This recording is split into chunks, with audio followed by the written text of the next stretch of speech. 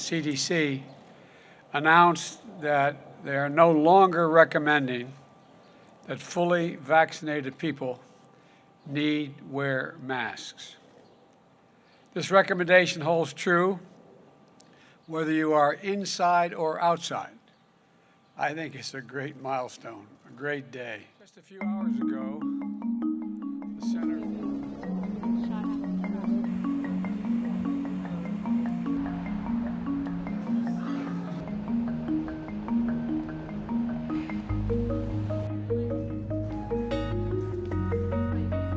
The rule is very simple. Get vaccinated or wear a mask until you do.